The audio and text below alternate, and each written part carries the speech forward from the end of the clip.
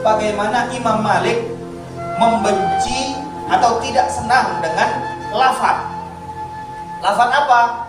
Saya tidak senang, kata Imam Malik, kalau ada orang setelah datang ke baginda Rasulullah dia katakan zurna qabron nabiyyi sallallahu alaihi wasallam.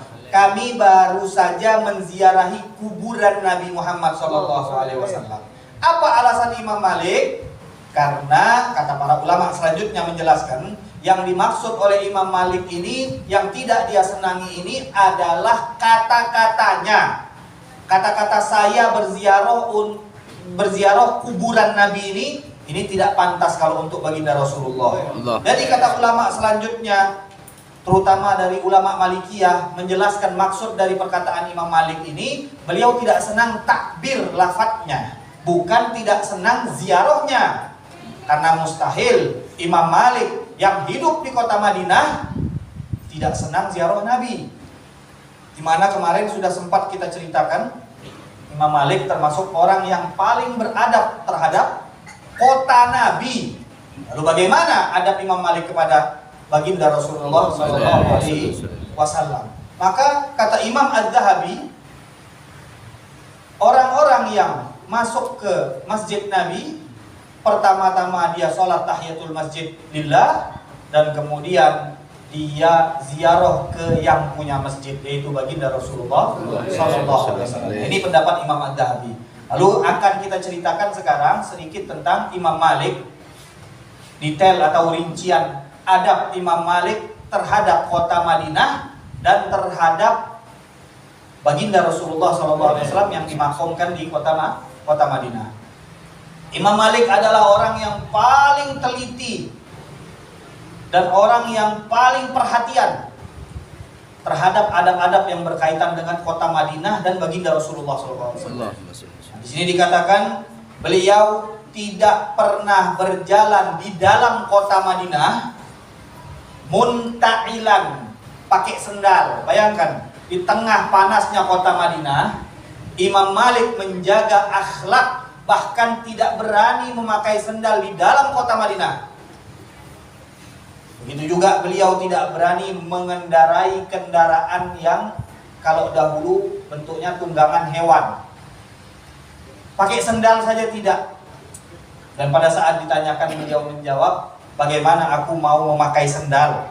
Bagaimana aku mau menunggangi hewan? Sedangkan di bawahku ini dimakamkan sebaik-baik manusia. Ini adab dan akhlaknya Imam Malik rahimahullah ta'ala. Dan kalau beliau sedang ingin buang hajat besar atau buang hajat kecil, maka beliau bergegas meninggalkan kota Madinah. Beliau tidak mau buang hajat di kota Madinah. Keluar dari kota Madinah hanya untuk buang hajat.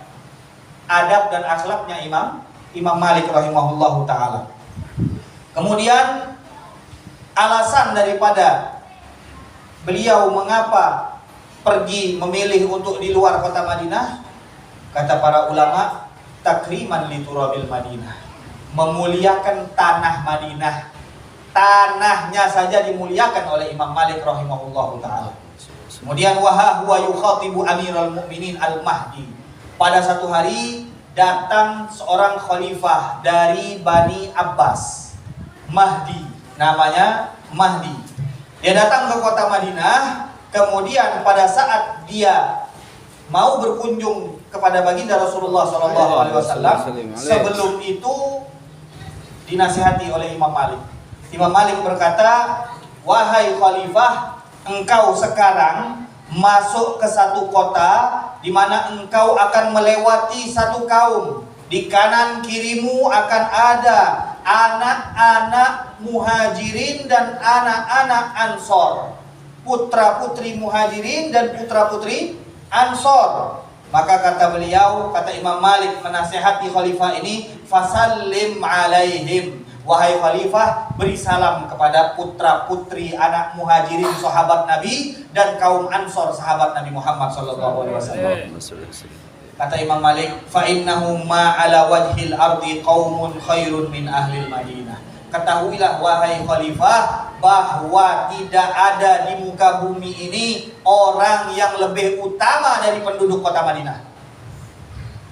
Mereka utama karena nisbat mereka kepada baginda Rasulullah SAW. Mengapa mereka mulia, mengapa mereka terangkat? Karena nisbat dan hubungan mereka terhadap Nabi Muhammad SAW. Begitulah umat Islam. Kalau mereka mau terangkat, kalau mereka mau maju, maka kuatkan hubungan mereka terhadap baginda Rasulullah SAW. Kemudian Imam Malik mengatakan, wala khairun minal Madinah. Sebagaimana tidak ada penduduk yang lebih baik daripada penduduk kota Madinah, karena mereka merupakan putra-putri sahabat Nabi Muhammad SAW. Begitu juga tidak ada kota yang lebih baik daripada kota Madinah. Ini sebenarnya pendapat Imam Malik dan diikuti oleh para imam Malikiyah, di mana mereka lebih yufaddiluna al-Madinah al-Munawwarah min Makkah al-Mukarramah. Makkah al-Mukarramah. Di dalam bahasa Arab, Makkah itu tidak boleh kita tambahkan alif lam, tidak boleh kita sebut al-Makkah al-Mukarramah. Ketahuan nggak belajar. Minal Makkah. Dari mana kamu kemarin? Minal Makkah al-Mukarramah. Mau pura-pura bahasa Arab nih. Minal Makkah al-Mukarramah. Ketahuan bodohnya nanti kayak gitu. Makkah tidak boleh ditambahkan alif dan lam. Min Makkah al-Mukarramah. Tapi kalau Madinah, minal Madinatil Munawwarah. Ada orang sedang berbicara kepada seorang ulama. Dia katakan, sebelum dia bercerita dan bertanya kepada ulama ini, dia tanya, kamu dari mana? Dan mau kemana? Dia bilang, minal Makkah ilal Madinah. Dia kemudian mau bertanya, dan sebelum dia bertanya, si ulama mengatakan, minal Makkah ila Madinah. Dia bilang, minal Makkah ila Madinah. Alif lam yang ada di kota Madinah dia pindahkan ke Makkah al-Mukarramah. Maka kata si ulama ini, nah, sebelum kau pulang, tolong kau pindahkan alif lam Makkah tadi, balikkan ke Madinah. Jadikan min Makkah ilal Madinah.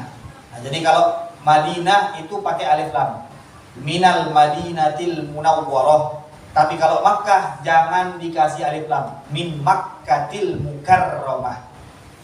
Nah, kemudian orang ini wala khairun minal Madinah. Cerita apa tadi? Makkah. Hah? Hah? Nah, cerita tentang Madinah itu lebih utama bagi ulama Malikiyah. Mereka mengatakan bahwa kota Madinah itu lebih utama daripada Makkah al-Mukarramah. Mengapa? Pertama, Nabi berdoa. Kalau Makkah al-Mukarramah yang mengharamkan tanah haram itu adalah Nabi Ibrahim. Tapi Madinah al-Munawwarah yang mengharamkan tanah Madinah adalah baginda Rasulullah SAW. Itu alasan pertama mereka. Alasan kedua, kata mereka, Nabi berdoa agar dijadikan keberkahan dari makanan apapun yang ada di kota Madinah 2 kali lipat dari tempat-tempat lain.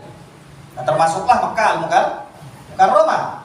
Maka dari sini kata ulama Malikiyah, Madinah lebih afdal daripada kota Mekah.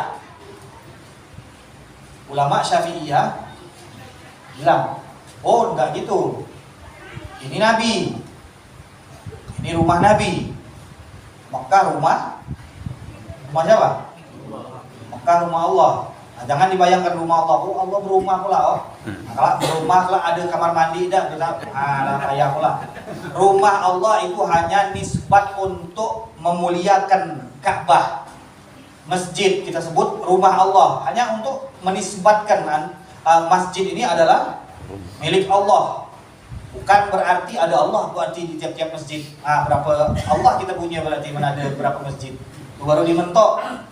Nah, jadi kata ulama Syafi'iyah, nggak bisa. Nabi pada saat berkunjung ke kota Mekah dari kota Madinah, Nabi bersumpah, wallahi innaki la ahabbul biladi ilayya, kata Nabi, engkau adalah tempat yang paling aku cintai. Laula anna qaumi akhrajuni minki, kalau bukan karena kaumku mengeluarkan aku dari kota Makkah. Tapi kata Nabi, aku dikeluarkan oleh kaumku. Namun kendati demikian, engkau tetaplah tempat yang paling aku cintai. Dan Nabi bersumpah bahwa Makkah itu adalah tempat yang paling dicintai oleh Rasulullah. Maka dari hadis ini, ulama Syafi'iyah mengatakan Makkah lebih afdol daripada Madinah. Kemudian kata ulama Malikiyah jawab lagi. Oke, saya mau tanya, Ka'bah makhluk bukan? Jangan ada yang bilang Tuhan. Ka'bah makhluk, tidak usah ragu-ragu.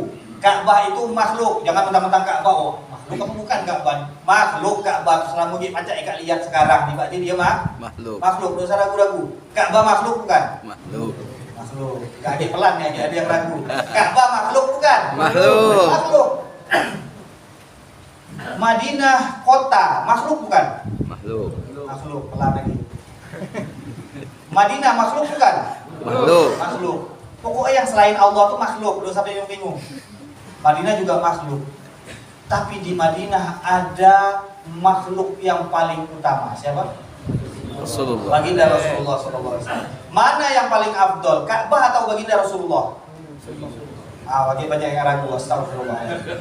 Baginda Rasulullah SAW. Kalau bicara makhluk, maka Rasulullah adalah sebaik-baik makhluknya Allah Subhanahu Wa Taala. Jadi kata ulama Malikiyah, di Madinah ini dimakamkan sebaik-baiknya makhluk. Maka tanah yang bersentuhan dengan makom baginda Rasulullah SAW tidak bisa setara dengan arsy sekalipun.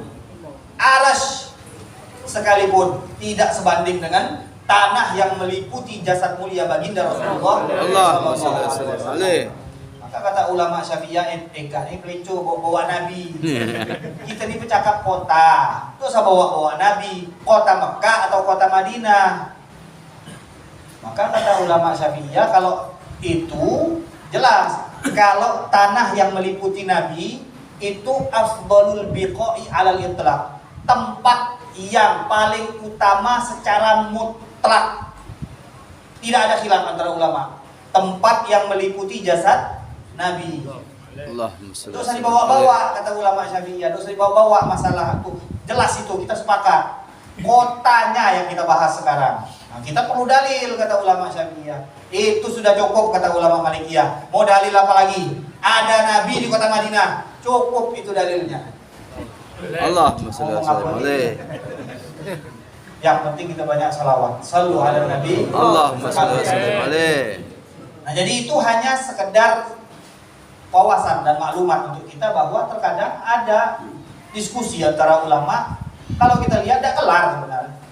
Nah, ujung-ujung yang ini tetap ini, yang ini tetap ini. Dan sampai sekarang di buku-buku, di kitab-kitab fikih ulama Syafi'iyah, tetap mereka menganggap bahwa Mekah afdol daripada kota Madinah. Kita tidak bahas tanah yang meliputi jasad baginda Rasulullah SAW.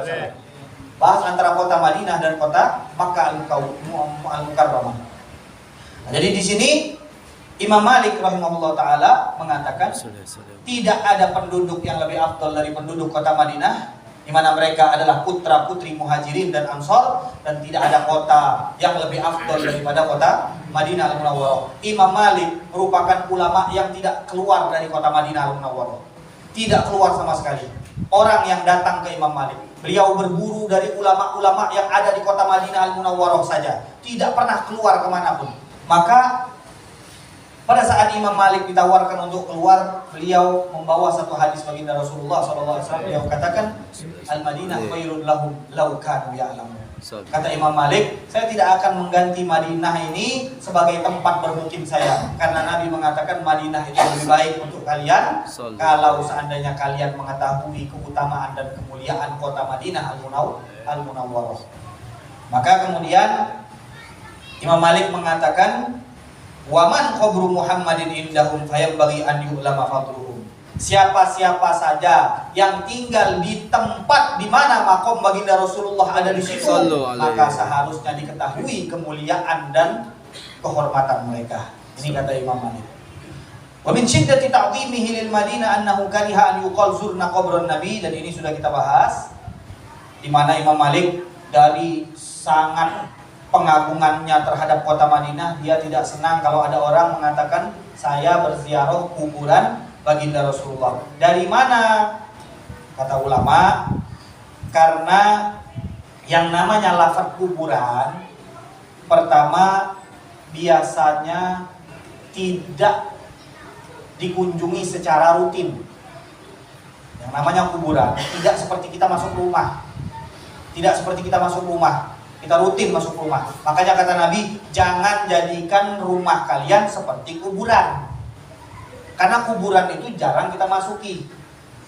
Nah, rumah jangan dijadikan seperti kuburan. Itu kata Nabi, isi rumah kalian jangan cuma dengan kehadiran kalian, tapi sholatlah di dalam rumah tersebut. Hidupkan rumah kalian dengan ibadah, jangan seperti kuburan. Nah, di sini hadis ini menunjukkan bahwa yang namanya kuburan kita tidak rutin masuk. Makanya kalau Imam Malik tidak senang dengan kata-kata ziarah ke kuburan Nabi, karena kata-kata kuburan itu untuk orang-orang biasa. Dan di dalam lafaz kuburan itu mengandung arti orang banyak meninggalkan kuburan. Karena yang namanya kuburan bukan tempat rutinitas orang duduk dan berdoa atau beribadah di situ. Tidak sholat di situ, tidak berpuasa di situ, hanya dikunjungi di waktu-waktu tertentu saja. Makanya Imam Malik tidak senang pada saat dilafadzkan kata-kata kuburan pada saat kita berziarah kepada baginda Rasulullah SAW.